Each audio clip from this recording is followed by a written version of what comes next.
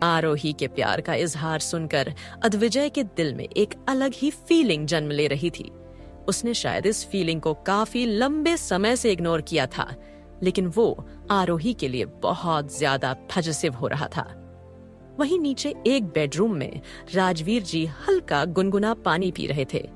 वो बालकनी में खड़े बाहर की जगमगाती लाइट्स को देख रहे थे।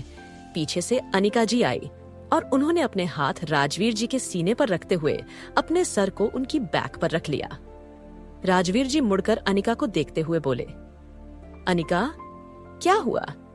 तुम आज इतनी खुश क्यों हो? ये सुनते ही अनिका बोली, आज बच्चों को एंजॉय करता देख हमें अपने दिन याद आ गए।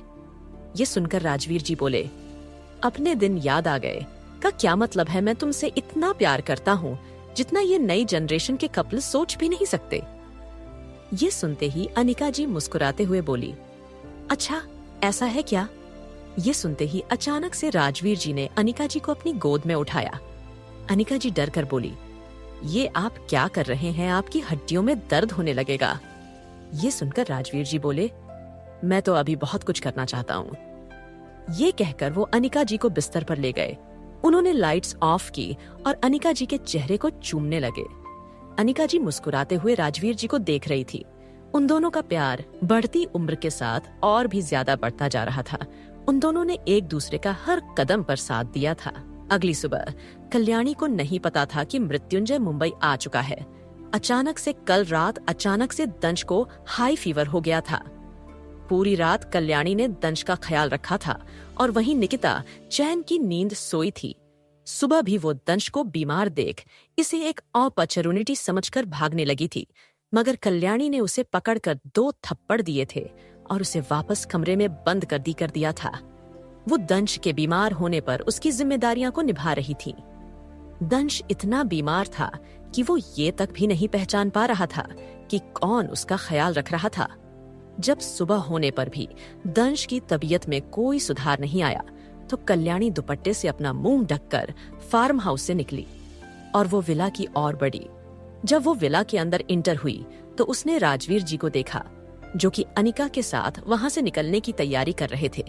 कल्याणी को देखकर वो कंफ्यूज हो गए। कल्याणी ने अपने हाथ जोड़ते हुए उन्हें प्रणाम किया और दंश के हालात के बारे में बताया। राजवीर जी बोले, बेटा अभी रुको। ये कहकर वो एक गेस्ट रूम की तरफ चले गए जहां पर विराज ठहरा हुआ था। उन्होंने विराज से रिक्वेस्ट की। विराज बाहर आया। विराज के साथ ही दंश का ट्रीटमेंट करने के लिए बाहर जाने लगा। जब वो सभी विला से बाहर निकले तभी मृत्युंजय और सौम्या एक दूसरे का हाथ पकड़कर उन्हीं की ओर आ रहे थे। अचानक मृत्युंजय की नजरें कल्याणी पर आकर ठहर गई। अचानक कल्याणी ने मृत्युंजय को देखकर अपने दुपट्टे से अपने चेहरे को ढकने की कोशिश की, मगर उसकी ये कोशिश नाकाम थी। एपिसोड 134। मृत्युंजय आगे बढ़ा। उसने कल्याणी के सर से दुपट्टा खींचकर कहा, कल्याणी तुम जिंदा हो? ये सुनकर कल्याणी ने अपनी नजरें नीचे झुका ली। सौम्या का दिल तेज तेज धड़कने लगा। ऐसा लग रहा था कि आज वो एक पल में ही अपना सब कुछ खो देगी। मृत्युंजय दोबारा पूछने लगा, कल्याणी ये तुम ही हो ना? जवाब दो। इस पर कल्याणी ने हाँ में सिर हिलाया और बोली, मुझे कुछ नहीं हुआ था, मैं ठीक हूँ। ये सुनकर मृत्युंजय पूछा, लेकिन तुम यहाँ कैसे आई?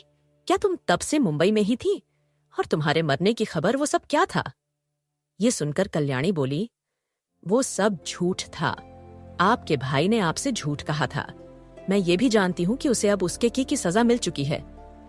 मृत्युंजय बोला, तुम्हें सब पता था तो तुम वापस क्यों नहीं आई? ये सुनकर कल्याणी ने पीछे खड़ी सौम्या की ओर देखा। वो सौम्या का घर बर्बाद नहीं करना चाहती थी और उसके मन में ऐसी भी कोई फीलिंग नहीं थी कि वो वापस मृत्युंजय की जिंदगी में जाए। वो शादी सिर्फ एक नाम की शादी थी। वो मृत्युंजय पर कोई बोझ नहीं बनना चाहती थी। वो अचानक बोली, मृत्युंजय, हम यहाँ पर अपनी जिंदगी आराम से जी रहे हैं। हमें वापस राजस्थान जाने की जरूरत नहीं है और ना ही हमें उस जगह पर वापस जाना है। ये सुनकर मृत्युंजय फिर से बोला, लेकिन तुम किसके साथ रह रही हो? ये सुनकर कल्याणी बोली, हम दंश के साथ रह रहे हैं। वो हमारा काफी अच्छा दोस्त है और वो हमारा काफी ख्याल रखता है।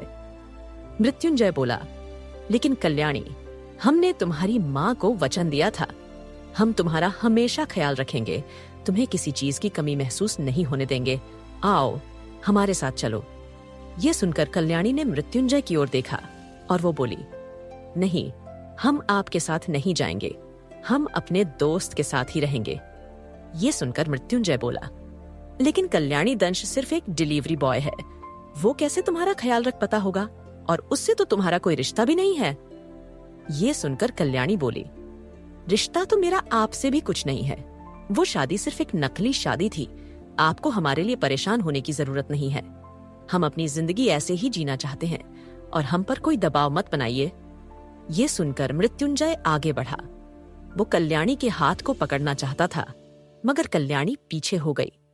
उसे इस तरह बर्ताव करता देख मृत्युंजय कुछ नहीं बोल सका। कल्याणी मुड़ी और उसने विराज की ओर देखते हुए कहा, क्या आप उनका इलाज करेंगे? ये सुनकर विराज ने हाँ में सर हिला दिया और वो कल्याणी के साथ दंश का इलाज करने के लिए चला गया। अचानक सौम्या कल्याणी के सामने जाकर खड़ी हो गई। उसने कहा, कल्याणी, क्या वाकई आप वापस नहीं आना चाहते? कहीं ऐसा तो नहीं है आप मेरी वजह से वापस मृत्युंजय की जिंदगी में नहीं आना चाहती? ये सुनकर कल्याणी बोली, नहीं सौम्या जी, ऐसा कुछ नहीं है। हम वैसे भी उस रिश्ते को मानते ही नहीं थी। हम जानते थे कि हम एक वादे की वजह से मृत्युंजय जी के परिवार पर बोझ थे और अब हम अकेले रहकर खुश हैं। सौम्या बोली, लेकिन तुम्हारे साथ जो भी हुआ वो प्रजापति परिवार की वजह से ही हुआ था। तुम्हें हक है कि तुम अपनी जिंदगी अच्छे से जियो और प्रजापति परिवार तुम्हारी मदद करे। कल्याणी, अभी तुम काफी छोटी हो, भविष्य में तुम कैसे अपना जिंदगी बिताओगी? प्लीज कम से कम हमारी बहन बनकर ही हमारे साथ चलो। ये सुनकर कल्याणी बोली, लेकिन हम नहीं आना चाहते, बताया ना हमने।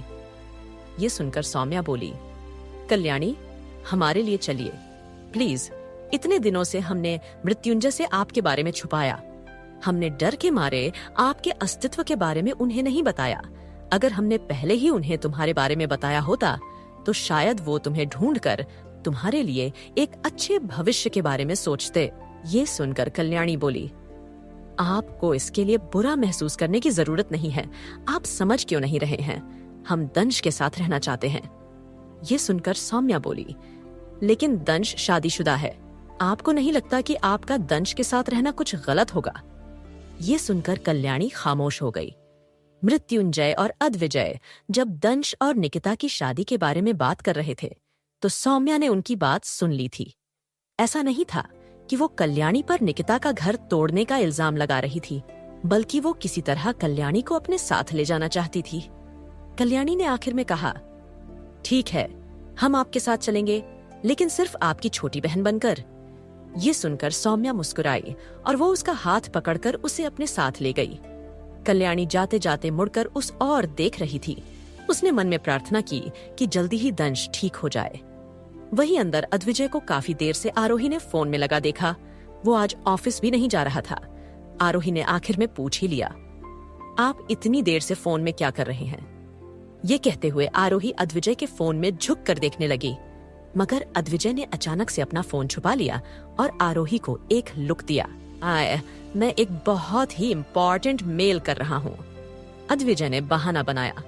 आरोही ये सुनकर बोली, अच्छा, लेकिन क्या मैं आपको कोई जासूस लगती हूँ जो आप मुझसे अपना फोन छुपा रहे हैं? ये सुनकर अद्विजय के चेहरे पर एक शरारती स्माइल आई और उसने कहा, हो भी सकता है, क्योंकि तुम्हारी असलियत क्या है वो तो मुझे जब तुम शराब पीती हो तब पता चलती है। ये सुनकर आरोही कंफ्यूज होकर बोली, मतलब? इस पर अद्विजय कुछ नहीं बोला।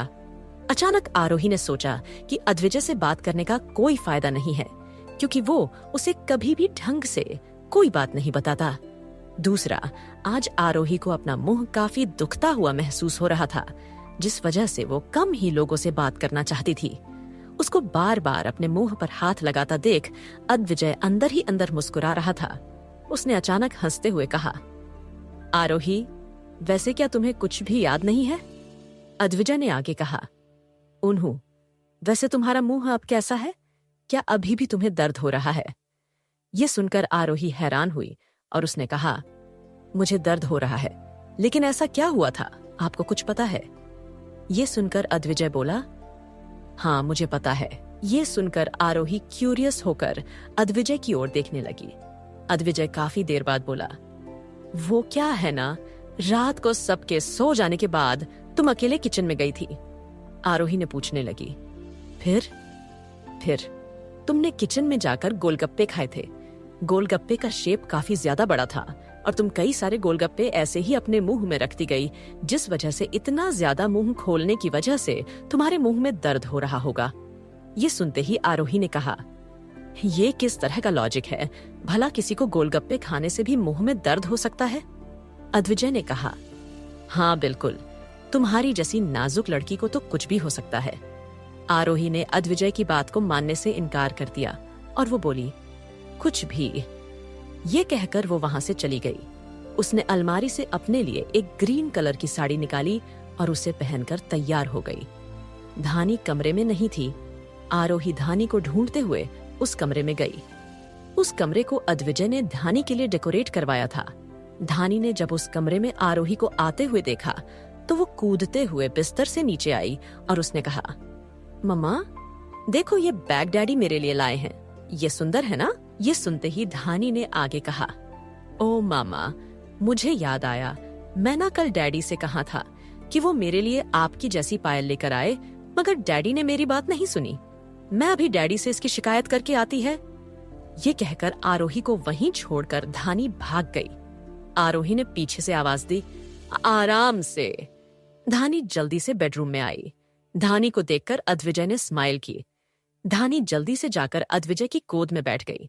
वो अद्विजय के हाथ में अपना छोटा सा हाथ रखकर ये देखने लगी कि अद्विजय का हाथ कितना ज्यादा बड़ा था। वो बोली, डैडी, जब मेरा छोटा भाई होगा तो उसका हाथ भी बहुत छोटा सा होगा ना? ये सुनकर अद्विजय बोला, हाँ। धानी अद्विजय से पायल का जिक्र करने में शर्मा रही थी।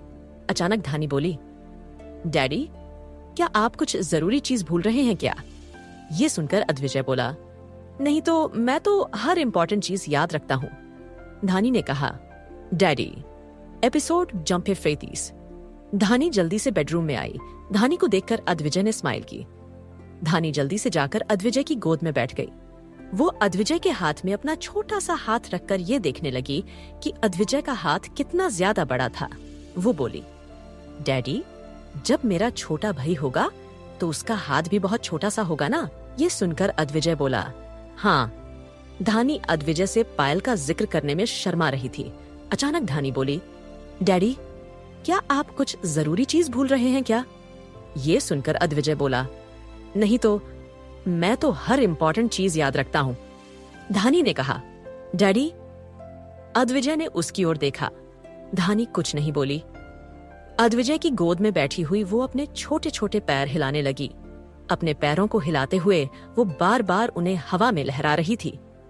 अद्विजय ने जब भी अद्विजय ने पायल के बारे में कोई जिक्र नहीं किया तो धानी ने अपने पैर को पकड़ते हुए कहा, डैडी, देखो, मेरे पैर में चींटी काट गई है। ये सुनकर अद्विजय ने धानी के छोटे से पैर को पकड़ा और देखने लगा, लेकिन उसे कोई चींटी नजर नहीं आई। वो धानी के पैर पर अपना अंगूठा फिर आते हुए बोला, धानी, आपको कहाँ पर चींटी काटा है? मुझे तो कोई चींटी नजर नहीं आ रही है। धानी अचानक अद्विजय के उसके पैरों पर हाथ रखने की वजह से गुदगुदी महसूस करते हुए हंसने लगी। उसने कहा, डैडी, शायद वो चींटी भाग गई होगी। अद्विजय की नजर जब